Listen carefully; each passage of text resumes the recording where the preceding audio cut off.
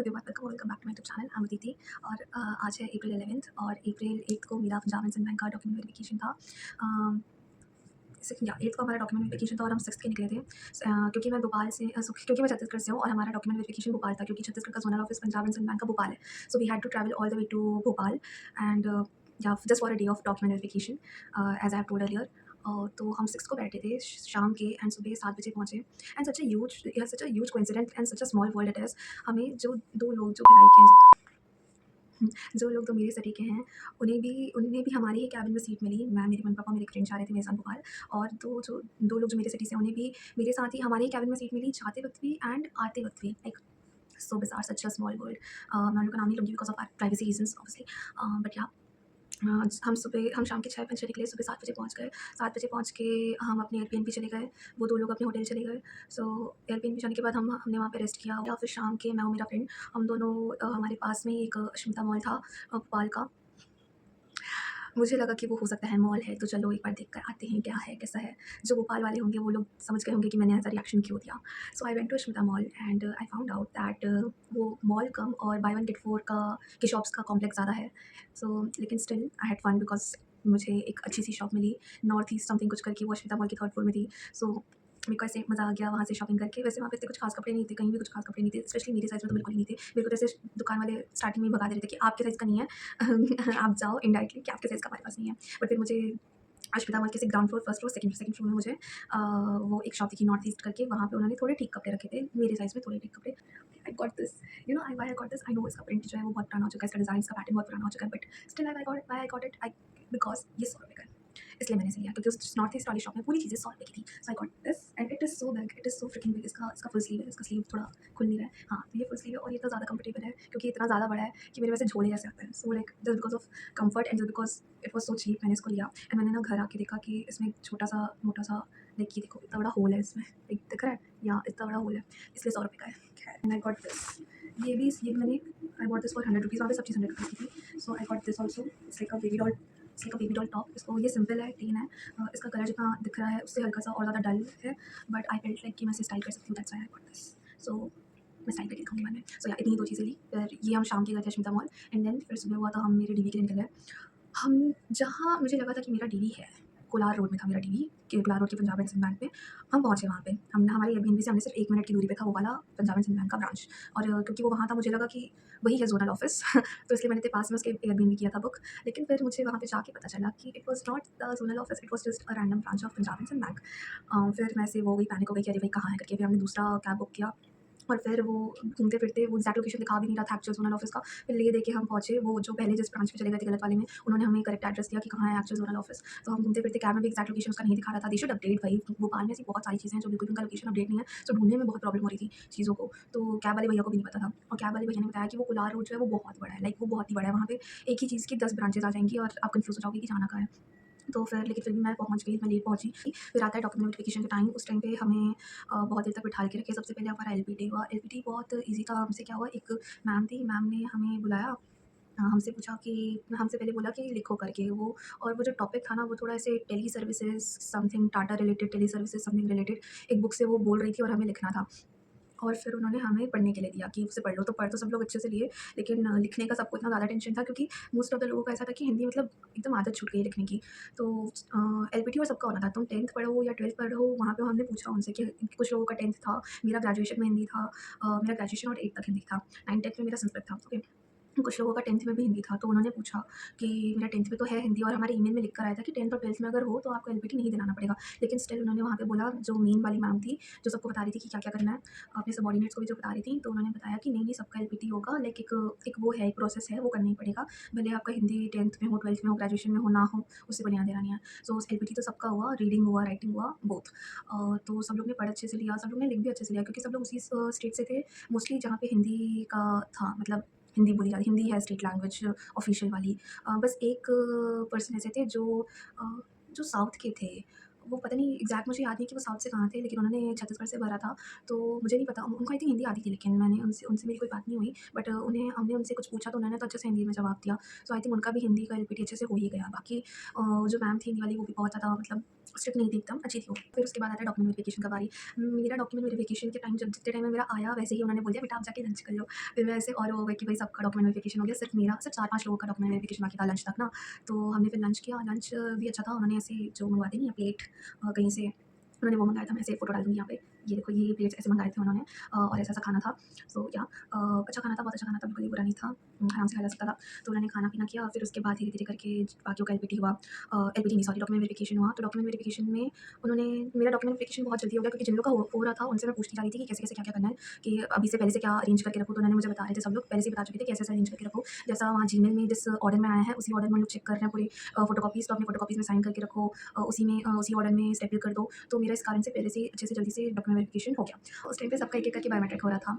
Biometric में तुम्हारा आधार card verify होता और तुम्हारा फिंगरप्रिंट वेरीफ़ाई होता। सो मेरा जब आ गया तो मेरा आधार कार्ड वेरीफ़ाई हो जा रहा था बट मेरा फिंगरप्रिंट वेरीफ़ाई ही नहीं हो रहा था। लाइक मेरा फिंगरप्रिंट 0% मैच दिखा रहा था, लाइक राइट थंब करना था। तो उन्होंने मुझसे पूछा, जो बायोमेट्रिक वाले सर थे वो थोड़े से ऐसे थोड़े स्ट्रिक्ट टाइप के सर थे वो। तो मेरे को बोल रहे थे, मेरा एकदम 5-6 बार हो जा रहा था ना कि मेरा हो ही नहीं रहा था। तो उन्होंने मेरे को ऐसे पूछा कि कहीं ऐसा तो नहीं था कि तुम्हारा इंडेक्स फिंगर तो नहीं यूज़ किए थे उस टाइम पे उन लोगों ने? तो फिर मेरे को लगा कि मुझे भी उतना अच्छे से याद नहीं था कि जब एग्ज़ैक्टली एग्ज़ाम हो रहा था तो इंडेक्स फिंगर था कि राइट थंब था। तो मैंने बोल दिया कि हो सकता है इंडेक्स फिंगर हो। तो उन्होंने तो मुझे बोलते हैं पूरे टाइम कि हो सकता है, क्या होता है, तुमको याद रहना चाहिए ना। एंड मनी मैंने बोली क्या मुझे याद तो रहना चाहिए बट अब नहीं है तो मैं क्या करूँ? मतलब मेरे हिसाब से तो राइट थंब ही था और सब लोग राइट थंब भी कर रहे थे, तो मेरे हिसाब से भी राइट थंब था। लेकिन अगर अब राइट थंब नहीं है और आप मुझसे सामने से पूछ रहे हो कि इंडेक्स फिंगर हो सकता है, तो फिर मैं तो वही बोलूँगी ना कि हाँ भाई एक बार इंडेक्स फिंगर भी कर लो करके। तो वो इंडेक्स फिंगर भी कर रहे थे तो भी नहीं हो रहा था। ऐसा करते-करते ऐसा 8-9 बार हो गया ना। तो उन्होंने मेरे को बोला कि काम करो अच्छे से अपना हाथ धो कर आओ करके।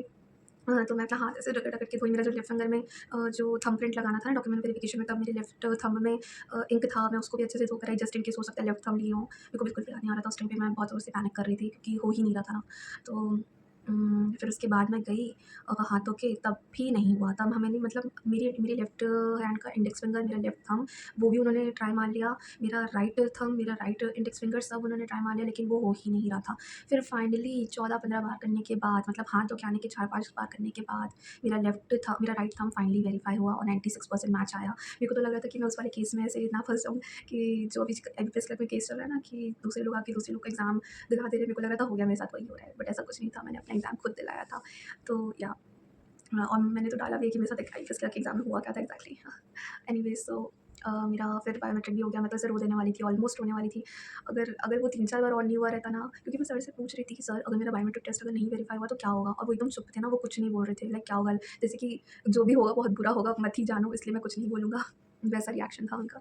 तो मैं डर गई थी कि भई इतनी दूर आई हूँ और चला ना जाए ये जॉब हाथ से। और मुझे मेरे से ज़्यादा बुरा, मेरे से ज़्यादा डर वही बाजू वाले के लिए लग रहा था। मेरे को तो लग रहा था कि चलो मेरा तो सिर्फ़ फिंगरप्रिंट है, वो तो हो ही जाएगा, एक और बार करूँगी तो। लेकिन मेरे बाजू वाले का वो डिटेल्स ही नहीं दिखा रहे थे और डिटेल्स के लिए एडमिट कार्ड देना था और उसके पास एडमिट कार्ड था ही नहीं। वो भी मेरे ही स्टेट से था ना, लेकिन दूसरी सिटी से।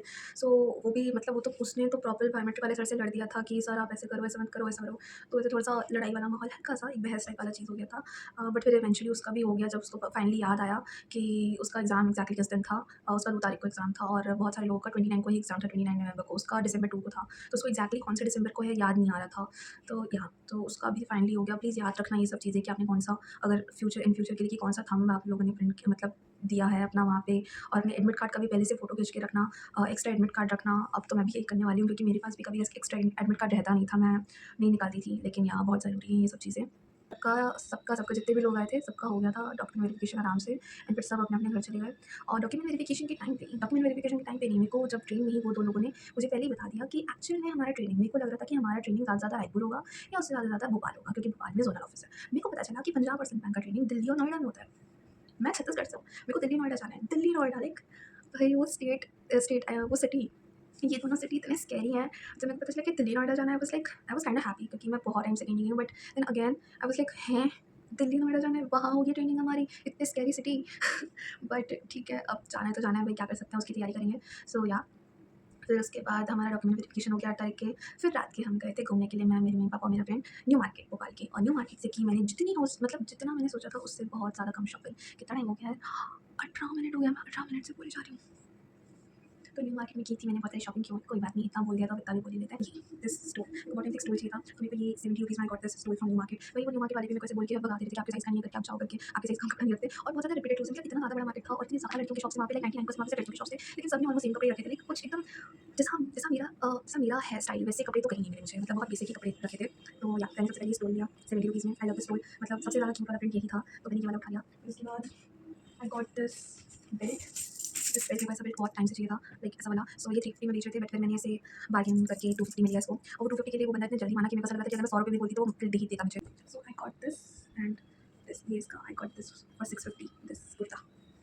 आई रियली लाइक दिस कुर्ता। ये जितना ऐसे अच्छा नहीं दिख रहा, ये पहनने पे बहुत ज़्यादा अच्छा दिख रहा है। सो इसमें सामने में ऐसे चिकनकारी वर्क समथिंग टाइप है, मुझे एक्जैक्टली पता नहीं, बट या it's pretty, it's very pretty. ये मैंने फर्स्ट चीज़ ली। सेकंड में मैंने स्टोल लिया था, ये सूट का सेट 650 का था, स्टोल 70 का था, जो है वो मैंने 250 में लिया after bargaining. And then I got these 2 T shirts. मेरे को टी शर्ट भी ज़्यादा पसंद नहीं आ रही थी, ज़्यादा कुछ मन नहीं आ रहा, बट ये वाला लिया मैंने। बहुत सोचने के बाद एक ही, इसमें हॉगवर्ट्स लिखा है, घर में पहनने के लिए मेरे। ही ये और ये दिस टी शर्ट, मेरे को ये टी शर्ट बहुत ज़्यादा पसंद आई। जब मैं घर आई और मैंने ट्राई किया था, मैंने पिंक वाली स्कर्ट पहनी हुई थी, and that was looking so pretty with that skirt. This T shirt was looking so pretty with that skirt. So basically, और लास्ट में मैंने ये लिया। मेरे को ये कलर बहुत पसंद है ना, आई फील लाइक ये कलर अच्छा लगता है मेरे पे। I just feel like even if नहीं दिखता तो मेरे को ऐसा लगता है कि मेरे पे दिखता है, बट फिर घर आके मुझे उतना पसंद नहीं आया। मैंने 350 में लिया था, न्यू मार्केट के बाहर कोई बंदा बेच रहा था, बट ये बहुत ज़्यादा छोटा हो गया है मेरे को। इसे मैं नहीं पहन सकती बिल्कुल भी। This looks big but it is very small. ये मैंने डेली वेयर के लिए लिया था for 350, it's like this, but मैं ये नहीं पहन सकती बिकॉज ये बहुत छोटा है। सो देखते हैं उसका क्या करना है। तो या इतनी चीज़ें मैंने ली न्यू मार्केट से। एंड देन फिर नेक्स्ट डे 10 तारीख को हम अपना एयरबीएनबी छोड़ के 11 बजे निकल गए थे हमारे रेलवे स्टेशन के लिए, और वहाँ पे हम रहे पूरे दिन भर। लेकिन स्टेशन बहुत अच्छा है, रानी कमलावती स्टेशन, कमलावती है कि पति है आई डोंट नो। ये स्टेशन बहुत ज़्यादा अच्छा है, भोपाल का, लाइक बहुत ही ज़्यादा अच्छा है। मैं तो पूरे टाइम बस खाने का काम कर रही थी वहाँ पे, इतना अच्छा कुछ खाने का था, और भी छोटी छोटी चीज़ों के शॉप्स थे वहाँ पे। सो या फिर हम अपने घर वापस आ गए, ज़्यादा दूर वापस ट्रेन में ट्रैवल करते हुए।